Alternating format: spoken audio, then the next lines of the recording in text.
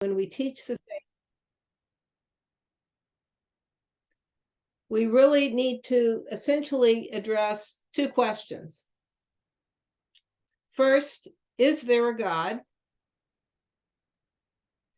And if the person then says yes, the next question is Baha'u'llah who he says he is, that he speaks with the authority of God?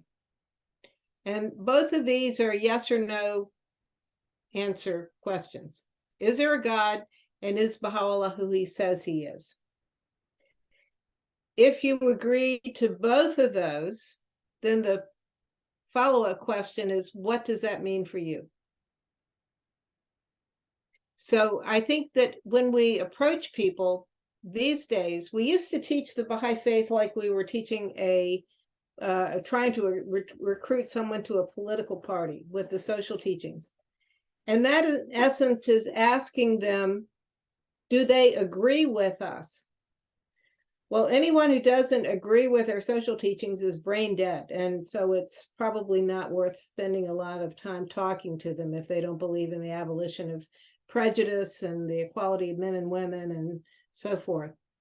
But these other two more fundamental questions are actually the most and really only important questions that we need to answer. And the second of those questions, is Baha'u'llah who he says he is really what the Kitáb-i-Íqán is all about. It assumes that you, of course, believe in God. And in many societies, that is an assumption you can make. But the people that we're talking to today don't necessarily believe in God, or the same type of God that we talk about. So that's a whole nother topic for another time. But one of the interesting points about the Kitáb-i-Íqán that Adib Taherzadeh makes in Revelation of Baha'u'llah is that it is really a perfect example of how to teach the faith. Shoghi Effendi says that this book is second only to the Kitab-i-Aqdas in importance. So you folks have chosen a book that all Baha'is need to be very, very intimately connected to, and will need to study throughout your life, reading it numerous times. So the short story of how this book came to be, because the book itself is really a miracle, you will recall that the Bab had 3 uncles, his mother's 3 brothers. His father died when he was a baby, so one of his mother's brothers, the middle brother, raised the Bab like a father. The oldest brother ran the family office in Bushire, and so the Bab worked there for a while and got to know him by staying with him in Bushire, and also staying with that same eldest uncle, going and coming from his pilgrimage to Mecca. And then there was a younger brother. Now, the one who raised him like a son became an immediate follower very early in the Bab's ministry. And he was martyred before the Bab was even martyred, as one of the 7 martyrs of Tehran. But the other 2 uncles, particularly the eldest, had not become Baha'is by the time the Bab, or Babis, by the time the Bab was executed. Both of them would eventually do so. But the oldest brother, who was a very devout Muslim, couldn't understand what had happened, particularly because he really admired his nephew. He thought the Bab was outstanding. He was pious, he was of excellent character, very intelligent, and of course, what he had to say, much of it made sense. But he couldn't understand why his nephew was treated the way he was, why he was executed.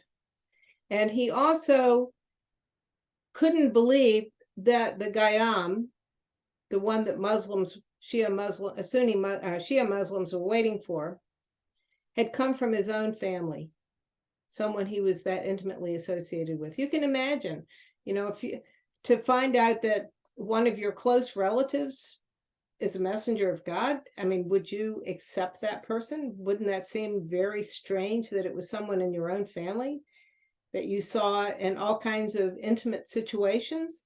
And so this elderly uncle, or oldest uncle, was quite disturbed and perplexed about all of this. And so one of the most erudite Babi scholars went and visited with this uncle and said, look, you have good reason to not understand what happened to your nephew. And what a great honor it is to your family that you had the Gayyam among you. This is amazing that the Gayyam came to your family, and you should see this as a great blessing. But because your heart is troubled by all of this, the man suggested that the uncle travel to Baghdad and meet with Baha'u'llah. And he assured him that Baha'u'llah would be able to calm all of his uncertainties.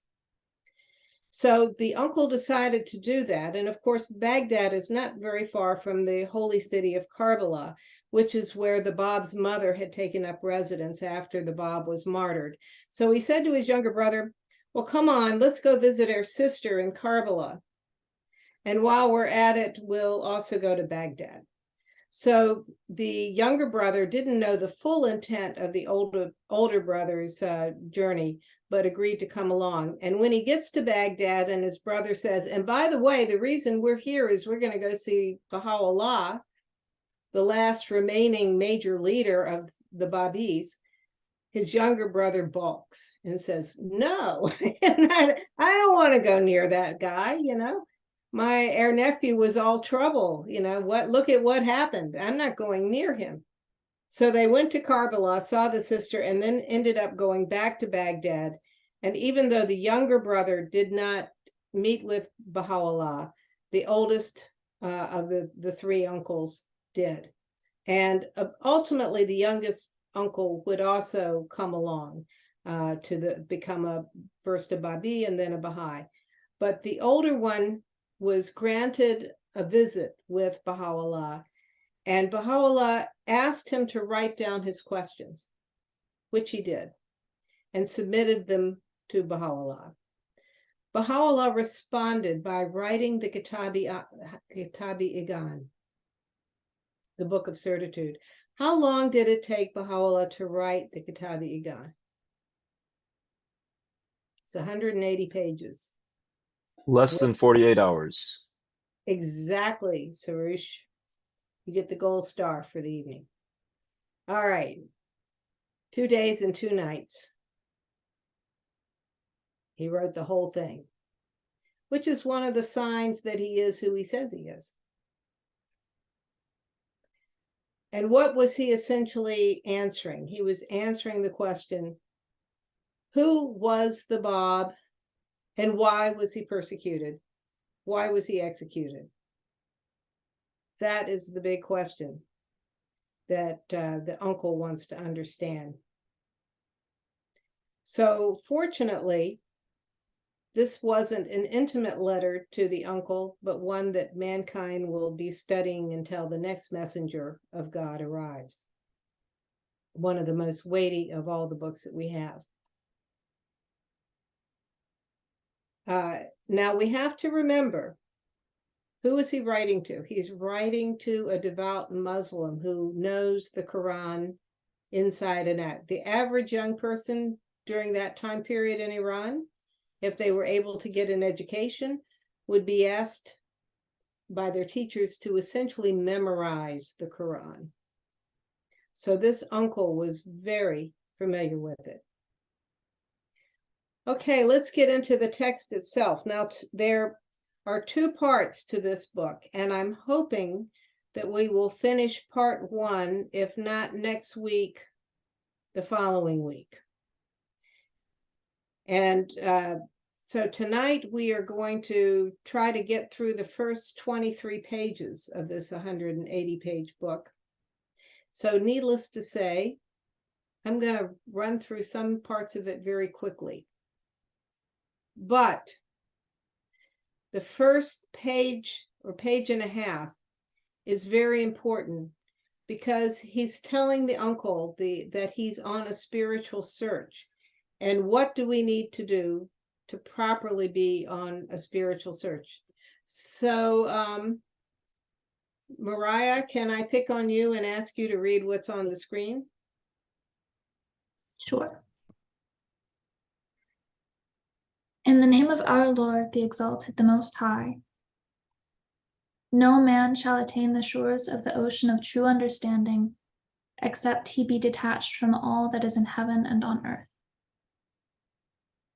Sanctify your souls, O ye peoples of the world, that haply ye may attain that station which God hath destined for you, and enter thus the tabernacle which, according to the dispensations of providence, hath been raised in the firmament of the Bayan.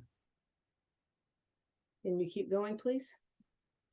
The essence of these words is this: they that tread the path of faith, they that thirst for the wine of certitude, must cleanse themselves of all that is earthly, their ears from idle talk, their minds from vain imaginings, their hearts from worldly affections, their eyes from that which perisheth. They should put their trust in God, and holding fast unto him, follow in his way. And one more. This is actually. Sure. Okay. Then will they be made worthy of the effulgent glories of the Son of divine knowledge and understanding, and become the recipients of a grace that is infinite and unseen, inasmuch as man can never hope to attain unto the knowledge of the All-Glorious, can never quaff from the stream of divine knowledge and wisdom, can never enter the abode of immortality, nor partake of the cup of divine nearness and favor, unless and until he ceases to regard the words and deeds of mortal men as a standard for the true understanding and recognition of God and his prophets. All right. So this first two paragraphs, the first one is actually a short introduction. And then the first paragraph that Miriam so nicely, Mariah so nicely read. Was there anything that jumped out at you?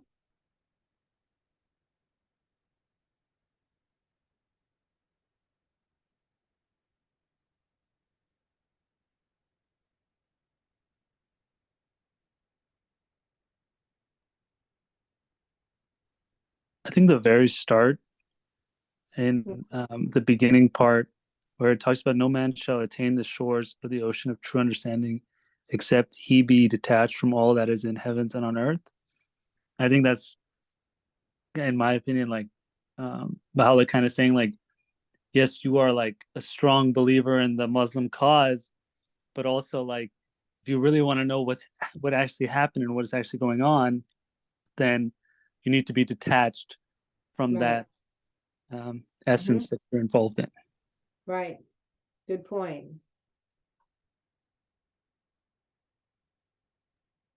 What does he mean by sanctify your souls?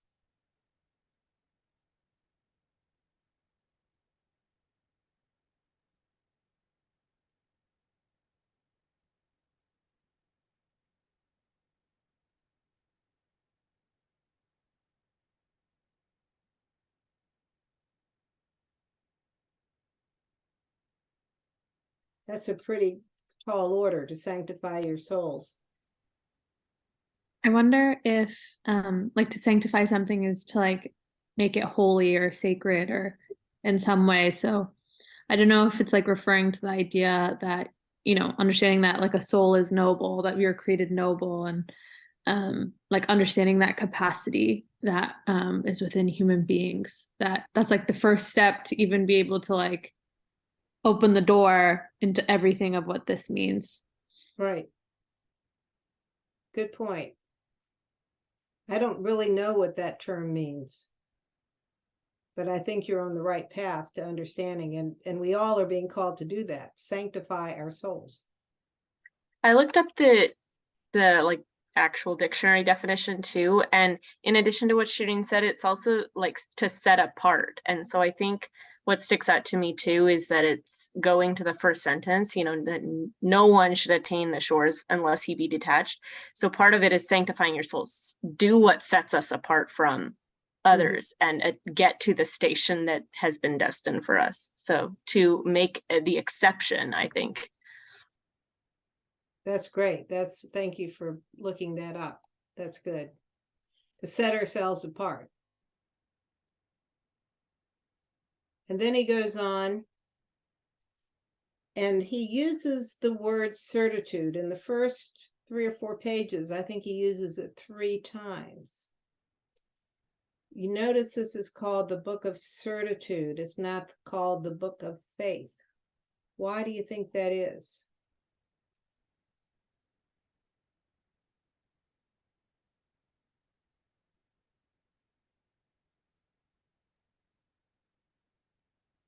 What's the difference between faith and certitude?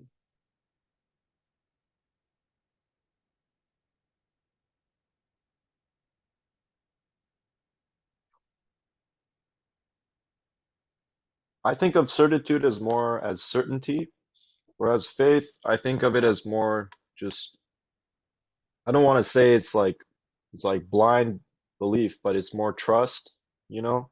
But with certitude, I feel like this book is intended to be more just like strengthening your belief. Right. So, you know, this is very interesting because I was raised a Christian, and there we were called to have faith, but not certitude.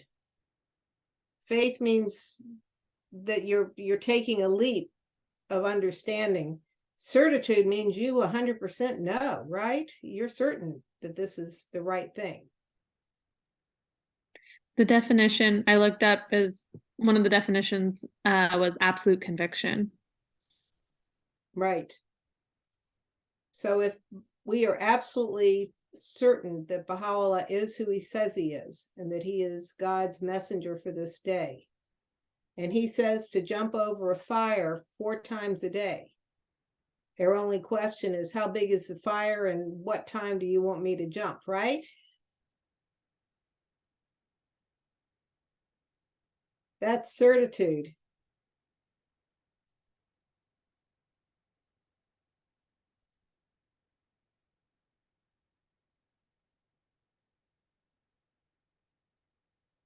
But here's where he's saying, what if you achieve this spiritual station, you get some blessings. Then will they be made worthy of the effulgent glories of the Son of Divine Knowledge and Understanding, and become the recipients of a grace that is infinite and unseen, because God is unknowable. But we can't get there unless we cease regarding the words and deeds of mortal men as a standard for the true understanding and recognition of God and his prophets. So he's now going to, excuse me. So now he's going to start giving his arguments. And the first one is to look at the past and let's see what happened with previous messengers of God and how were they treated.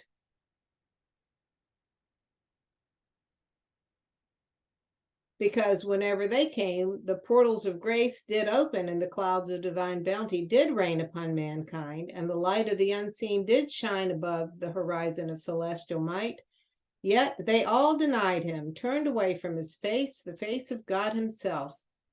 And then he says that the uncle can look at every sacred book and see the same story over and over again. God sends a messenger, and yet they are denied. And he says to think about this. Reflect upon that which hath been the cause of such denial on the part of those who search with us such earnestness and longing. Their attack hath been more fierce than tongue or pen can describe. Not one single manifestation of holiness hath appeared, but he was afflicted by the denials, the repudiation, and the vehement opposition of the people around him.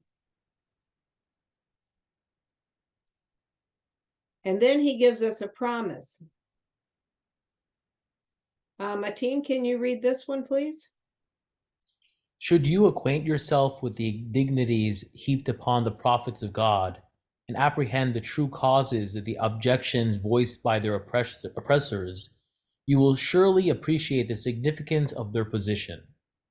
Moreover, the more closely you observe the denials of those who have opposed the manifestations of the divine attributes, the firmer will be your faith in the cause of God.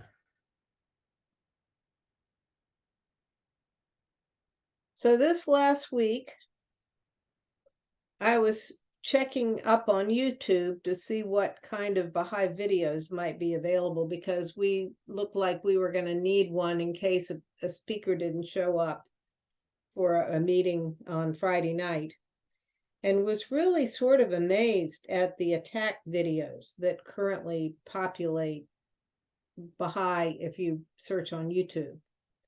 The Iranian government has got its videos to talk about why we're wrong. The LGBT community is on there. Former Baha'is are on there. And many of their arguments you're probably familiar with. But he's saying, pay attention to what these people are saying, because once you learn to refute them, your faith in the cause will be firmer. And that the same kinds of objections were voiced every time previous prophets of God came. I mean, I was really surprised, frankly. I don't know whether any of you have checked YouTube lately at just how many attack videos are on there if you just type in Baha'i. So he says this is a good exercise to strengthen your faith. Now, he also says, and I'm not putting all the text from the book in here because we would be here much later than I want to be during the fast. He suggests to Bob's uncle that if he was studying the Quran, the Surah of Hud should be enough to understand this theme. So I read the Surah of Hud this week. And it's interesting that the next part of the Kitáb-i-Íqán essentially follows the Surah of Hud in the Quran. In that, Muhammad discusses the same theme. Why were the messengers of God persecuted? He begins with Noah, he goes to Hud, he goes to Saleh next. Muhammad then adds another more obscure messenger of God who came to the Arabs, then Abraham, then Moses. Well, Baha'u'llah does exactly the same as Muhammad in the Quran. He gives more abbreviated histories of these 5 messengers of God, and he omits the 6th one that Muhammad included, but essentially follows that one surah in the Quran. I'm not going to go through how Noah, Hud, Saleh, Abraham, and Moses were persecuted, and refer you to those holy books or the Old and New Testament. Okay, Iman, can you read this, please? Yes. And now ponder upon these things. What could have caused such contention and conflict? Why is it that the advent of every true manifestation of God hath been accompanied by such strife and tumult, by such tyranny and upheaval? This, notwithstanding the fact that all the prophets of God, whenever made manifest unto the people of the world, have invariably foretold the coming of yet another prophet after them, and have established such signs as would herald the advent of the future dispensation. To this, the records of all sacred books bear witness. So they not only come with a message, they predict the future coming of the next messenger. and give the signs. Can you keep going, Iman, please? Yeah. Why then is it that despite the expectation of men in their quest of the manifestation of holiness, and in spite of the signs recorded in the sacred books, such acts of violence, of oppression and cruelty should have been perpetrated in every age and cycle against all the prophets and chosen ones of God? Well, he's not going to just give us questions, he's going to give us answers. Hmm. You want to keep going to the next one, please? Reflect.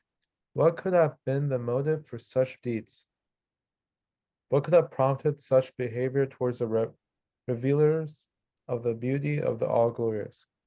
Whatever in days gone by have been the cause of the denial and opposition of those people have now led to the perversity of the people of this age, to maintain that the testimony of providence was incomplete.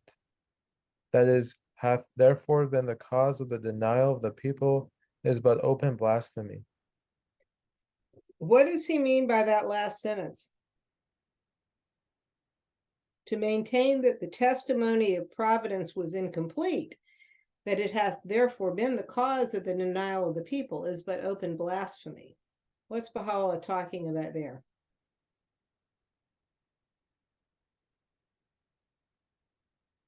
Is he saying that the people that said that, you know, the previous religious texts were incomplete and now my religion comes along and now it's complete? Is that what it's saying? Well, I think what he's saying is, this is my interpretation. So one of the excuses that people make in denying him is saying, well, he just didn't explain it well enough, or he didn't give us enough information, or I don't see how this prophecy was fulfilled by this person.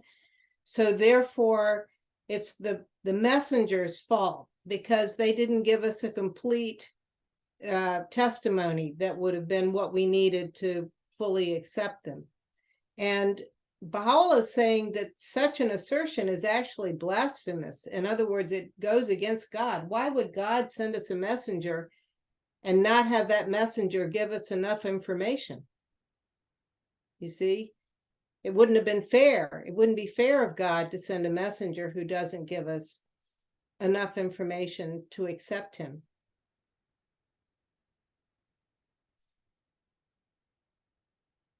Because God is just. So, Adib, can you read this next one? Sure. How far from the grace of the All-Bountiful, and from his loving providence and tender mercies, it is to single out a soul from amongst all men for the guidance of his creatures, and on one hand, to withhold from him the full measure of his divine testimony, and on the other, inflict severe retribution on his people for having turned away from his chosen one. Nay, the manifold bounties of the Lord of all beings have, at all times, through the manifestations of his divine essence, encompassed the earth and all that dwell therein. Not for a moment had his grace been withheld, nor have the showers of his loving kindness ceased to rain upon mankind. Does that make sense? So a just God would not send an individual to mankind as a messenger and not hold people accountable for accepting him and not give that messenger the full testimony that he is to give mankind at that time. So God is always making certain that the message is complete. So people had no excuse. The messenger did his job. And here is why Baha'u'llah's rendition of why they deny them. So let's see, Sarush, can you read the next couple of slides? Consequently, such behavior can be attributed to naught save the petty-mindedness of such souls as tread the valley of arrogance and pride, are lost in the wilds of remoteness, walk in the ways of their idle fancy, and follow the dictates of the leaders of their faith. Their chief concern is mere opposition. Their sole desire is to ignore the truth. It is evident and manifest that had these people in the days of each of the manifestations of the Son of Truth sanctified their eyes, their ears, and their hearts from whatever they had seen, heard, and felt, they surely would not have been deprived of beholding the beauty of God, nor strayed far from the habitations of glory.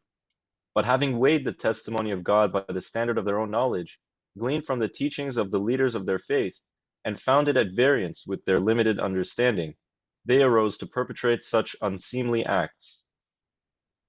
Leaders of religion in every age have hindered their people from attaining the shores of eternal salvation, inasmuch as they held the reins of authority in their mighty grasp, some for the lust of leadership, others through want of knowledge and understanding, have been the cause of the deprivation of the people. By their sanction and authority every prophet of God hath drunk from the chalice of sacrifice, and winged his flight unto the heights of glory. What unspeakable cruelties they that have occupied the seats of authority and learning have inflicted upon the true monarchs of the world, those gems of divine virtue. Content with the transitory dominion, they have deprived themselves of an everlasting sovereignty. Thus their eyes beheld not the light of the countenance of the well-beloved, nor did their ears hearken unto the sweet melodies of the bird of desire. Thank you. For those of you who went on the journey with me through the promised day has come, the Guardian explains all this in great detail with specific examples. Can any of you think of specific individuals who persecuted the Bab or Baha'u'llah?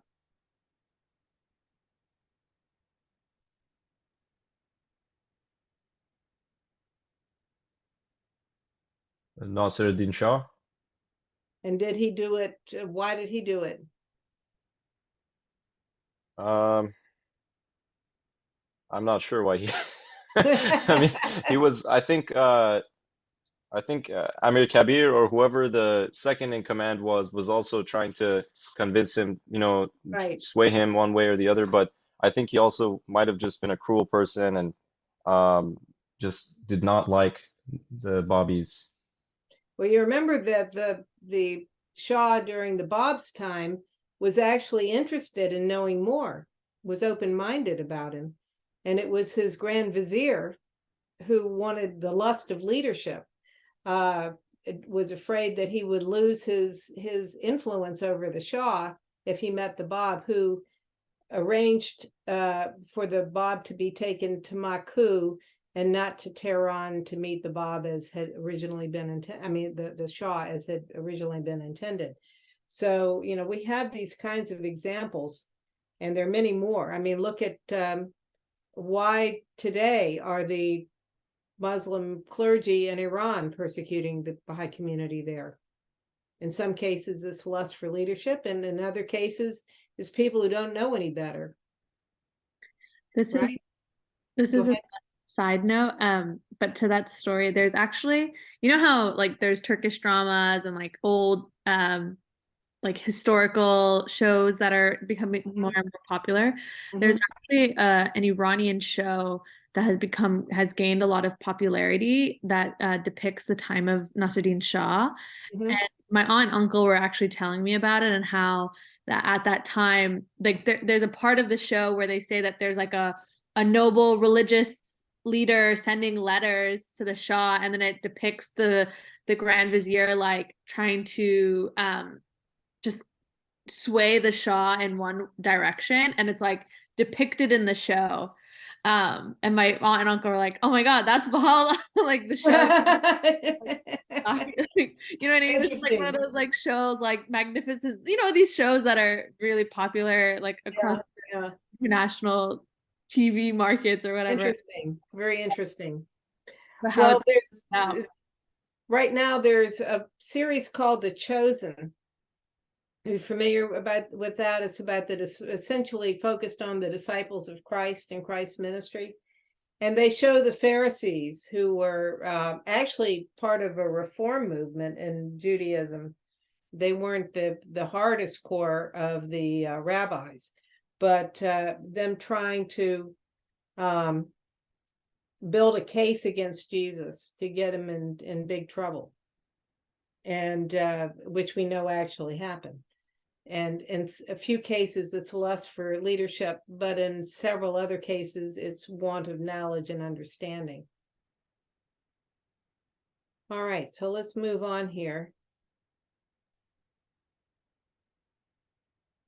So Miriam, can you read this, please? Yeah. And when the days of Moses were ended, and the light of Jesus, shining forth from the dayspring of the Spirit, encompassed the world, all the people of Israel arose in protest against him. They clamored that he whose advent the Bible had foretold must needs promulgate and fulfill the laws of Moses, whereas this youthful Nazarene, who'd laid claim to the station of the divine Messiah, had annulled the law of divorce and of the Sabbath day, the most weighty of all the laws of Moses. Moreover, what of the signs of the manifestation yet to come?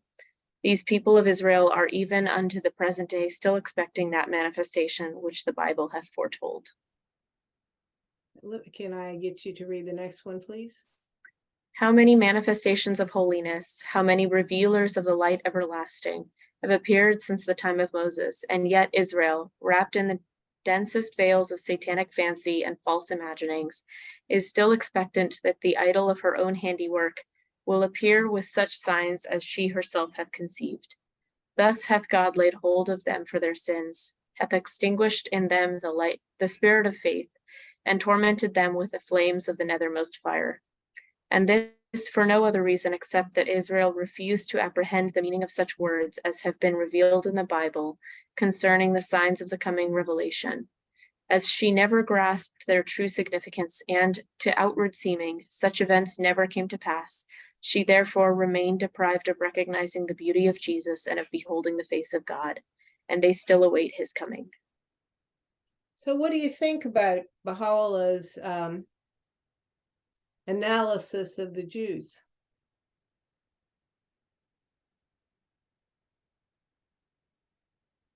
Some tough stuff in there.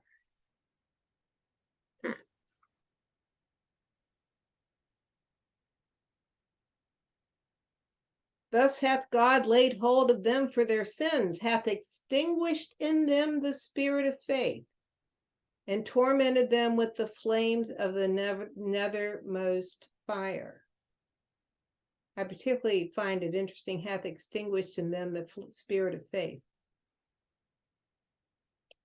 And while there certainly are some very wonderful spiritual Jews, overall it's become an ethnicity more than it has a religion. And tormented them with the flames of the nethermost fire. We don't have to think too far back in history to see the final act of that with the Holocaust. And Abdu'l-Baha says, interestingly, that they were the punishment, divine punishment of the Jews for their failure to recognize Jesus was about to come to an end. And of course, within 20 years after his passing, it did with the Holocaust. So it's also been pointed out by Shoghi Effendi, if we look at what happened to Judaism because of their failure to recognize Jesus, consider what's going to happen to the Muslims.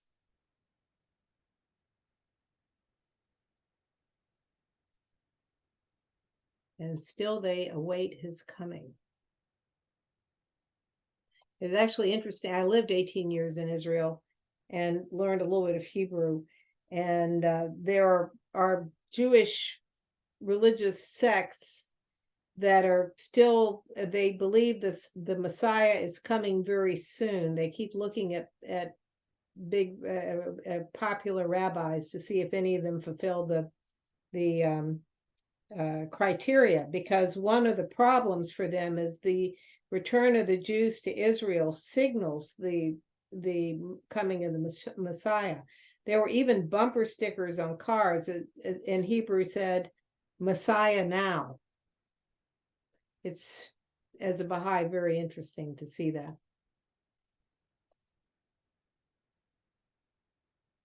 Okay, Mariah, can you read the next couple of slides, please?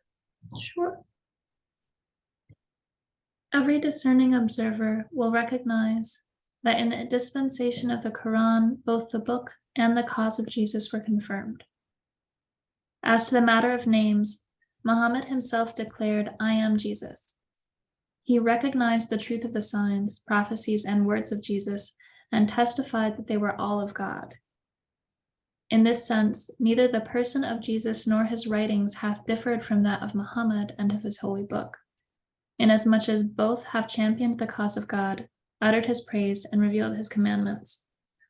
Thus it is that Jesus himself declared, I go away and come again unto you. Consider the sun. Were it to say now, I am the son of yesterday, it would speak the truth. And should it, bearing the sequence of time in mind, claim to be other than that sun, it still would speak the truth. In like manner, if it be said that all the days are but one and the same, it is correct and true. And if it be said with respect to their particular names and designations that they differ, that again is true. For though they are the same, yet one doth recognize in each a separate designation, a specific attribute, a particular character. Thank you. Any comments? This is sort of revolutionary if you've never heard these concepts before, but for us as Baha'is, we've heard this in many different texts. I got to meet somebody recently who was serving in Chicago, assisting one of the LSA members, and we were on a car ride for a while. They were dropping me off at the train station, and I asked them how it was they found the Baha'i faith, and her story of how she found the Baha'i faith ended in seeing that quote. Oh, interesting. You know, we don't realize what we have until we start talking to people who haven't been exposed to these ideas. And particularly progressive revelation, for many people is, for me, it was what got me excited about the Baha'i faith. And I think that many people who stay with the faith for a lifetime, it's progressive revelation, not the social teachings that do it. Do you remember who that staff member was? Her name's Elizabeth. Does she do the statistics? I don't know. Anyway, that could be, but I served there too. Okay. All right. So, Mateen, you're up for the next few slides. Conceive accordingly the distinction, variation, and unity characteristic of the various manifestations of holiness, that thou mayest comprehend the allusions made by the Creator of all names and attributes to the mysteries of distinction and unity, and discover the answer to thy question as to why that everlasting beauty should have at sundry times called himself by different names and titles. These are the melodies sung by Jesus, son of Mary, in accents of majestic power in the Rezvan of the gospel, revealing those signs that must needs herald the advent of the manifestation after him. In the first gospel according to Matthew, it is recorded, and when they asked Jesus concerning the signs of his coming, he said unto them, immediately after the oppression of those days shall the sun be darkened, and the moon shall not give her light, and the stars shall fall from heaven, and the powers of the earth shall be shaken. And then shall appear the sign of the Son of Man in heaven, and then shall all the tribes of the earth mourn, and they shall see the Son of Man coming in the clouds of heaven with power and great glory, and he shall send his angels with a great sound of a trumpet.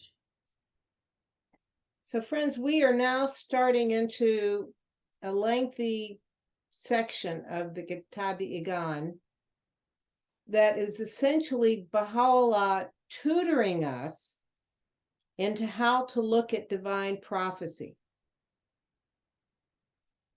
and about the coming of the next messengers of God, and also in the spiritual truths that are also embedded in those prophecies. And we're going to next week spend almost the entire time looking at what he has to say about the word S-U-N, son. Because Baha'u'llah has said that every single verse in sacred scripture has multitudes of meaning. And he's going to give us a glimpse of how deep a few verses of scripture, and he's using the New Testament, how deep Jesus's words can go in analyzing them. So he's training up the Bob's uncle through this book, giving him tools. And I find it very accessible. It's just marvelous. Now, I checked out what up until now, the first sections of this book are full of quotes from the Quran. And if you look at any of the published works, they have footnotes that tell you where in the Quran Baha'u'llah is quoting from. Now he's going to be quoting from the New Testament. And this is primarily from the period during his last week of life, where he goes to Jerusalem with the disciples for Passover. And these are country bumpkins, the 12 disciples. They're from the Galilee and the hill country and the around the Lake Kinneret, the Sea of Galilee. They're farmers and fishermen and tradesmen. And they are overawed by Herod's temple. It was such a magnificent building that the Roman general, standing across on another hill looking at it the day before he was going to give the orders to destroy it, was just also awed by the architecture. And so Jesus starts talking to them about the temple, and he says, yes, it's a really cool building, but it's about to be destroyed. In a few years, there's not going to be anything left of this building. And of course, in 60 AD, about 30 years later, the Romans do destroy the temple like that. And then he starts talking about the time of the end, and his disciples start asking him specific questions. They want to know, what are the signs? How will they know when this is happening? So he says, immediately after the oppression of those days shall the sun be darkened, and the moon shall not give her light, and the stars shall fall from the heaven, and the powers of the earth shall be shaken. So he's going to now explain what Jesus said,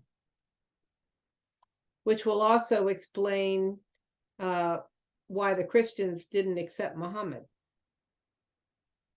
Okay, Martin, can you read this one again to go a little bit further? When the oppression and afflictions that are to befall mankind will have come to pass, then shall the sun be withheld from shining, the moon from giving light, the stars of heaven shall fall upon the earth, and the pillars of the earth shall quake. At that time, the signs of the Son of Man shall appear in heaven, that is, the promised beauty and substance of life shall, when these signs have appeared, step forth out of the realm of the invisible into the visible world. And he saith, at that time, all the peoples and kindreds that dwell on earth shall bewail and lament, and shall see that divine beauty come from heaven, riding upon the clouds with power, grandeur, and magnificence, sending his angels with a great sound of a trumpet. Similarly, in the three other Gospels, according to Luke, Mark, and John, the same statements are recorded. Now, friends, these two slides are very interesting because in the first slide, Baha'u'llah quotes directly from the book of Matthew. And now in the next one, he paraphrases what Jesus said in Matthew. So you can take what the New Testament said here, and then Baha'u'llah says he's going to paraphrase it, and he does. Then he puts it in his own words, what Jesus was saying. This is before he interprets what it means, but he's giving it in his words.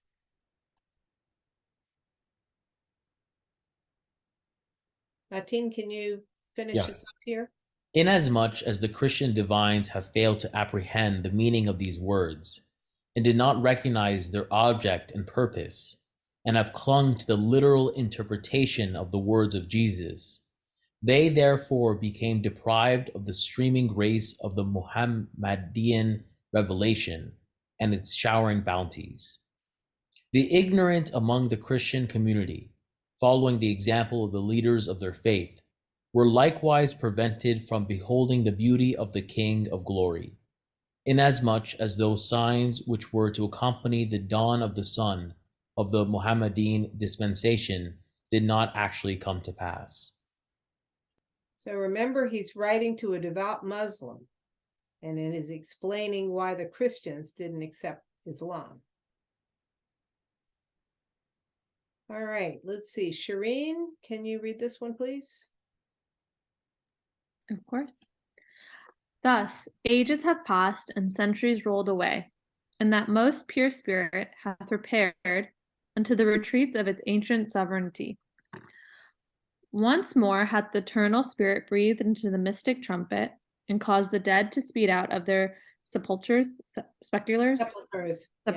of heedlessness and error unto the realm of guidance and grace. And yet that expectant community will crieth out, when shall these things be? When shall the promised one, the object of our expectation, be made manifest, that we may arise for the triumph of his cause, that we may sacrifice our substance for his sake, that we may offer up our lives in his path? In like manner, have such false imaginings caused other communities to stray from the Cathar of the infinite mercy of providence, and to be busied with their own idle thoughts. Does anyone know what the Cathar of the infinite mercy of providence is? That is a river in heaven, according to there's a glossary in the back of the Kitáb-i-Íqán, but Muslims believe that heaven has this important river called the Cathar. So everybody's waiting. Nobody seems to understand what the previous messenger of God said, and so they miss the next one when they come, despite all their pious sayings of we want to sacrifice our substance for his sake, offer up our lives. But they blow it every time.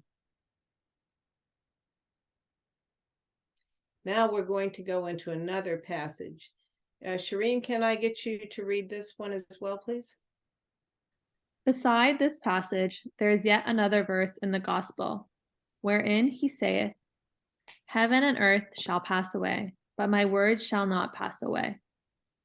Thus, it is that the adherents of Jesus maintain that the law of the Gospel shall never be annulled, and that whensoever the promised beauty is made manifest and all the signs are revealed, he must needs reaffirm and establish the law proclaimed in the gospel, so that there may remain in the world no faith but his faith. This is their fundamental belief, and their conviction is such that were a person to be made manifest with all the promised signs, and to promulgate that which is contrary to the letter of the law of the gospel, they must assuredly renounce him, refuse to submit to his law, declare him an infidel, and to laugh him to scorn. So how is this similar to claims that Muslims make when we tell them about Baha'u'llah? They have the claim that Muhammad is the seal of the prophets. Right. So that means that they're off the hook because there can't be anybody coming after him if he's the seal, right? Right. So the Christians, even though they expect the second coming, take this one verse and say, well, when he comes again, it's just going to be the same. It's just Jesus coming back to make everything the way they want it to be. But it has to be Jesus. It can't be anybody else.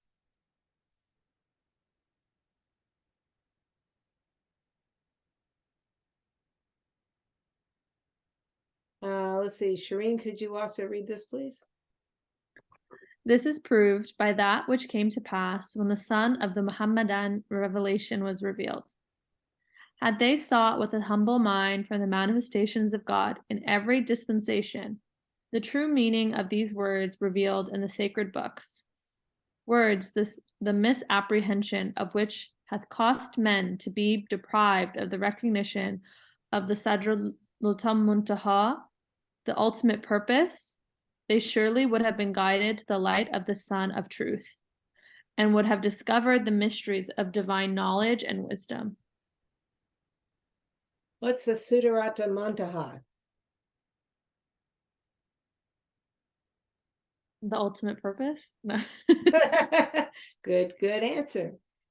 This is one of the fun things that once you know what this is, it will open a whole lot of Baha'i scripture to you.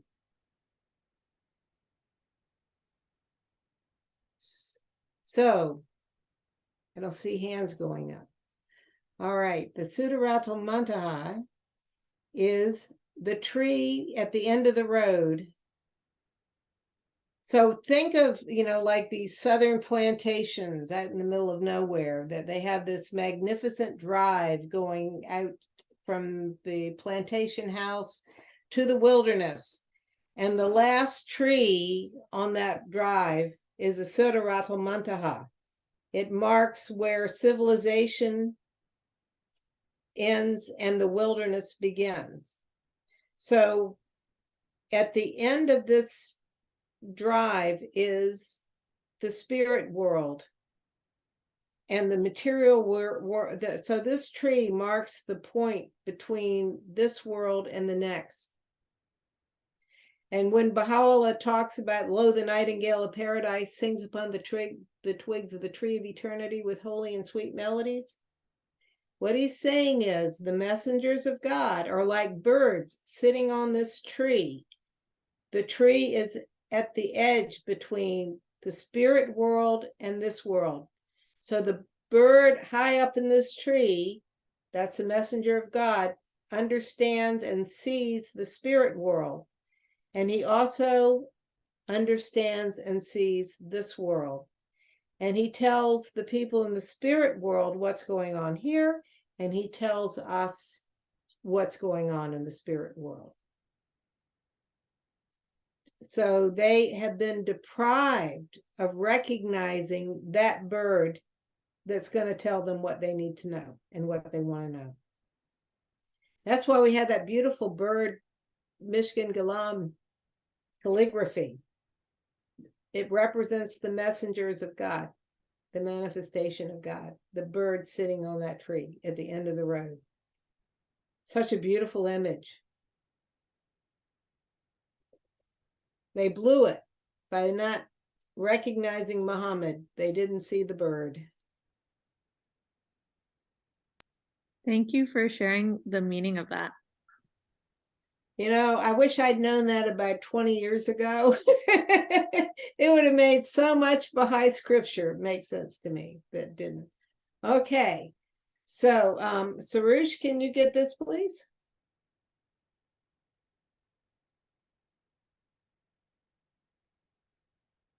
Sarush, have you gone for coffee?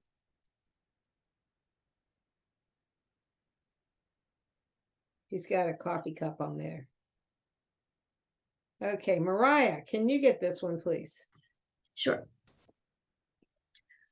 As to the words immediately after the oppression of those days, they refer to the time when men shall become oppressed and afflicted, the time when the lingering traces of the Sun of Truth and the fruit of the tree of knowledge and knowledge and wisdom will have vanished from the midst of men, when the reins of mankind will have fallen into the grasp of the foolish and ignorant, when the portals of divine unity and understanding, the essential and highest purpose in creation, will have been closed, when certain knowledge will have given way to idle fancy, and corruption will have usurped the station of righteousness. Such a condition as this is witnessed in this day, when the reins of every community have fallen into the grasp of foolish leaders who lead after their own whims and desires. Can you keep going here? On their tongue the mention of God hath become an empty name, in their midst his holy word a dead letter. Such is the sway of their desires, that the lamp of conscience and reason hath been quenched in their hearts.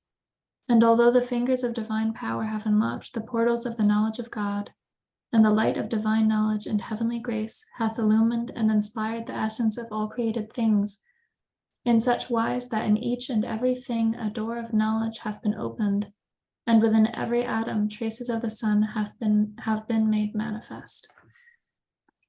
Does this sound like today? Yeah. Anything jump out at you? The very first thing we read, the last sentence jumped out at me, but I was kind of digesting it. And this really brings those words into perspective. The sentence, unless and until he ceases to regard the words and deeds of mortal men as a standard for true understanding and recognition of God and his prophets. That was like the second paragraph that we read. Yeah, that's at the beginning. He tells us that, right? Yeah. So we have this is the oppression. And he's going to talk about the word oppression, and that's where we're going to end tonight with his understanding of the word of oppression. You know, that also in the writings, it talks about a manifestation of God having a day and a night. What is the night?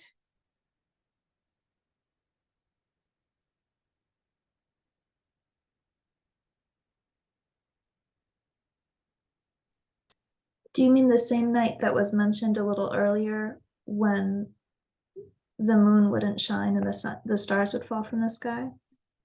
That's part of it, right? So in general, in the Baha'i writings, we talk about the daytime being the period where the manifestation of God is alive and is revealing the will of God to us. The nighttime is the period in between manifestations of God where there is no way to get divine revelation or guidance. That's the nighttime. And you'll see this again and again in a number of Baha'i books. Shoghi Effendi says, this is the day that will not be followed by night. Why is that? Is it because the House of Justice continually gives guidance and we have a living covenant? Yes. So think about how important that is. You know, we're not going to screw it up as big this time as the other ones did, the previous ones, because we have the House of Justice. I have a question. Sure. In this part where it says the time when the lingering traces of the Sun of Truth and the fruit, because we were just talking about your explanation of the Sadrat al-Muntaha, the tree that it's referring to, like the fruit of the tree of knowledge and wisdom will have vanished from the midst of men. Is that reference of the Sadrat al-Muntaha, like that same tree, saying that like those lingering traces of the sun, that part where you're like looking so far to see that point, like it becomes so, all these material things come in the way and like create a fog that you can't see even the tree anymore? Yeah, that would be how I would look at it. Yeah.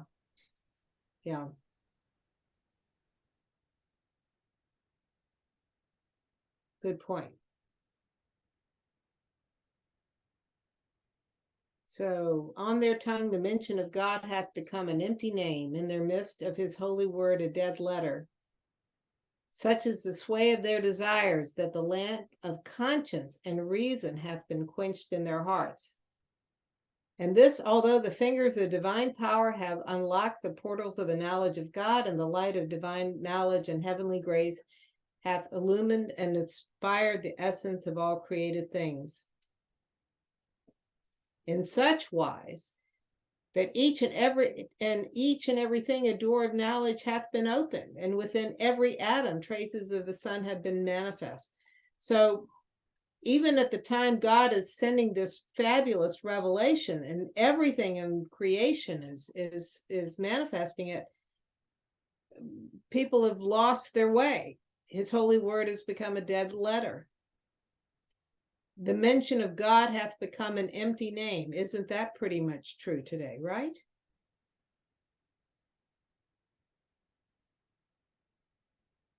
And yet, in spite of all these manifold revelations of divine knowledge which have encompassed the world, they still vainly imagine the door of knowledge to be closed and the showers of mercy to be stilled. Clinging unto idle fancy, they have strayed far from any Persian friend want to pronounce that for me? I'm not going to attempt it because I will butcher it. Orvatul Vosra. Thank you. We're so glad you're with us, Sarush. That is literally the sure handle, the firm cord, and it refers to the faith of God.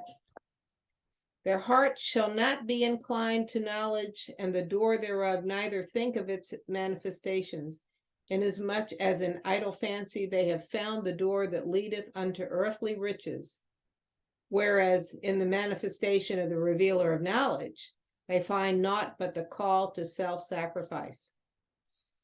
So people don't want to follow religion.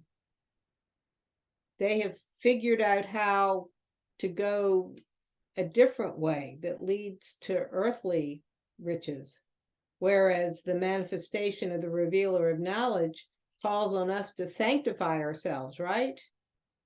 To self-sacrifice. They therefore naturally hold unto the former and flee the latter. Though they recognize in their hearts the law of God to be one and the same, yet from every direction they issue a new command, and every season proclaim a fresh decree.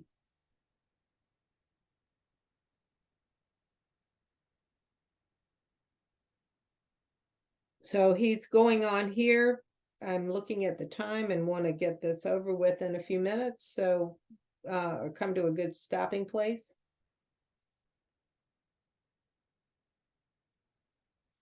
So again, talking primarily about religious leaders, but the people who are turning away from Baha'u'llah and the Bab and Muhammad and Jesus. No two are found to agree on one and the same law, for they seek no God but their own desire, and tread no path but the path of error.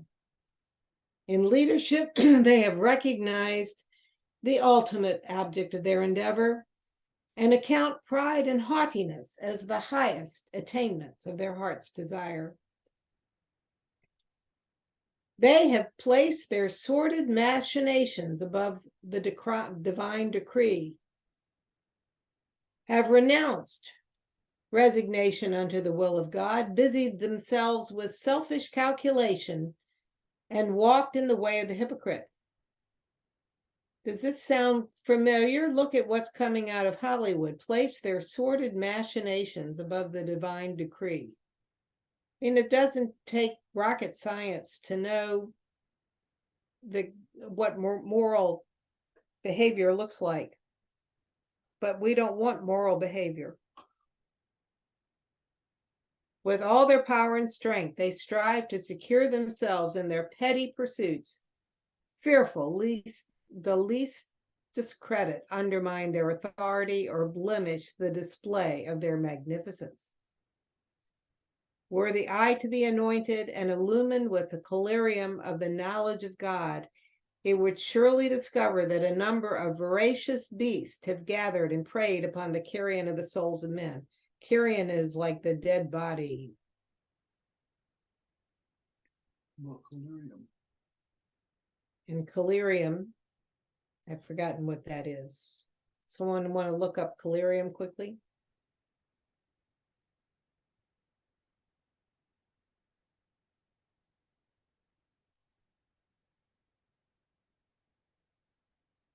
I'm not sure if Google is right, but the first definition is a medicated eye wash, and then Yeah. is a kind of dark eyeshadow used especially in Eastern countries. But it's also used as an antique term for a lotion or liquid wash used as a cleanser for the eyes. And the word collyrium comes from the Greek eye salve. Oh, that makes sense because it's like salve means to save. In Latin. The same name was also given to unguents used for the same purpose, the ungient of Tutti. I don't know. But yeah, interesting. Yeah, so if we could see with the eye of God, we would see the folks creating all the nonsense that's on Facebook and social media and TikTok and Netflix and all the other stuff that's coming at our heads. These are voracious beasts have gathered and preyed upon the dead bodies of the souls of men. This is what Baha'u'llah is seeing.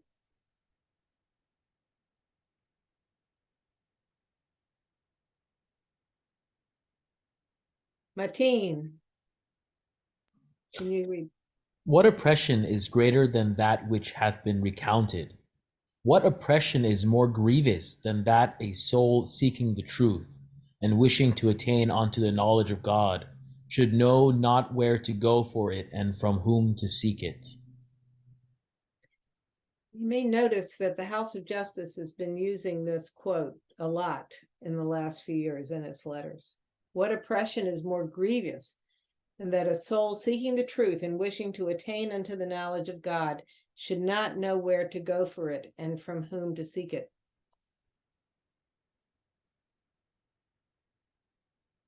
You know, all these, you're probably seeing, like I am in the news, all the surveys that are being done of the population where they show people are turning away from the churches or religious institutions.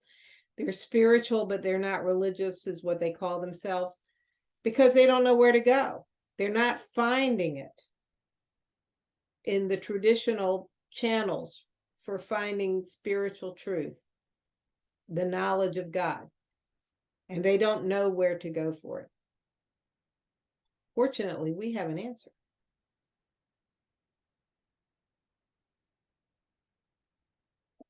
Mateen, can you read this, please? For opinions have sorely differed, and the ways unto the attainment of God have multiplied. Multiplied. This oppression is the essential feature of every revelation. Unless it cometh to pass, the Sun of Truth will not be made manifest. For the break of the morn of divine guidance must needs follow the darkness of the night of error. For this reason, in all chronicles and traditions, reference hath been made unto these things, namely that iniquity shall cover the surface of the earth, and darkness shall envelop mankind. It's an essential feature of every revelation. Lucky us, we get to live in a period that's dark. You want to, Mateen, get this one, please? Were this oppression, which literally meaneth pressure, to be interpreted that the earth is to become contracted, or were men's ideal fancy to conceive similar calamities to befall mankind, it is clear and manifest that no such happenings can ever come to pass. They will assuredly protest that this prerequisite of divine revelation hath not been made manifest. Such hath been and still is their contention. So he's going after the literalist. When Jesus talks of the oppression, he's not literally meaning that the earth is going to be that God's going to squeeze the earth.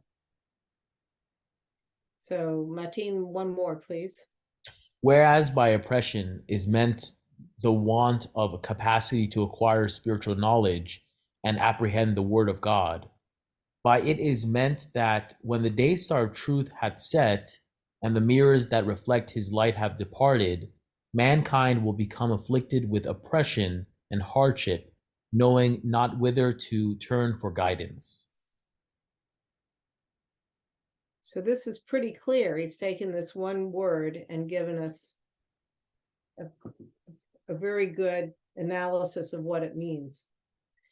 There's something very interesting hidden in this sentence here. By it is meant that when the day star of truth hath set, okay, that's when the messenger of God has died, and the mirrors that reflect his light have departed.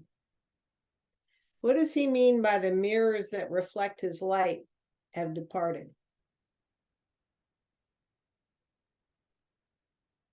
The manifestations. Well, yes, I think that to some degree that's the manifestation, but I think the day star of truth is more likely the mirror. I mean, that's set here. Every manifestation brings an entourage, right? They bring a group of people who are spiritual giants who reflect their light.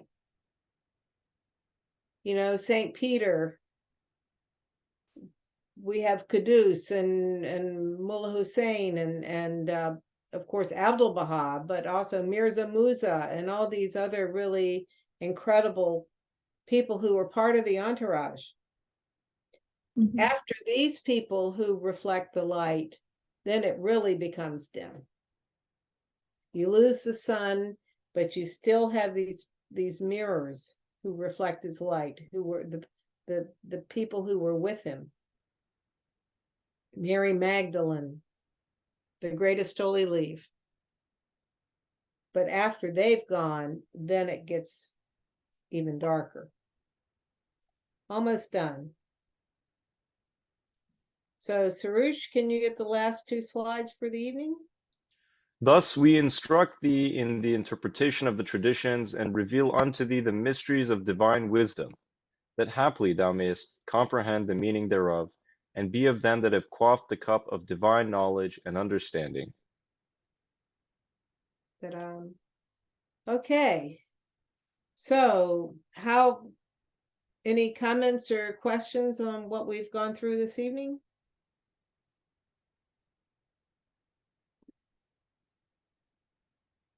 Sorry, I might have missed this part, but this other Persian saying that Surush said, I'm not going to butcher it because I can't even say it properly. You said it refers to the faith of God. I might have misheard that. Yeah, it's in the glossary of the NSA provided with the Íqán, and it literally means the sure handle or the firm cord. That's the translation, but it's a term used for the faith of God, the sure handle or the firm cord. Thank you.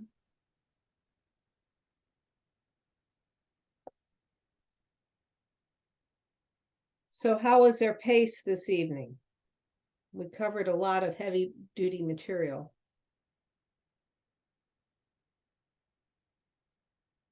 Good. Well, I omitted mainly areas where he says what I've just said, pause and think about it. And I could say more, but I'm not going to do it, sort of just to paraphrase. But also, I hope that you will take the time to read this yourself. I'm going to try to cover another 20 to 25 pages or more next week. And like I said, next week, we're going to take the word sun And Baha'u'llah is going to give us a whole lot of different meanings of the word son. But I hope that you'll also take the time to go back and look at it and pull up the Bible verses. For example, this section in Matthew that he's quoting from also has the part where when the next messenger comes, one person will be taken and the other one won't be. This is the rapture.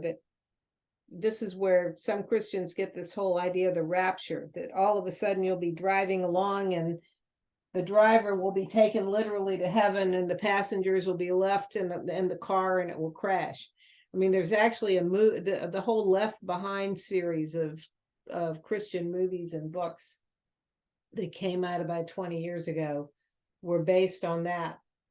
These crazy lack of understanding of the words of Jesus. So anyway, it helps when you're teaching to know these things. It is now past midnight here on the East Coast. And we had the fast early tomorrow morning, as you do too. So I'll look forward to seeing you folks next Sunday night. Thanks so much, Thank Kathy. you. My Thank you, pleasure. Kathy. See you next Thank you time. so much. Bye-bye. Bye.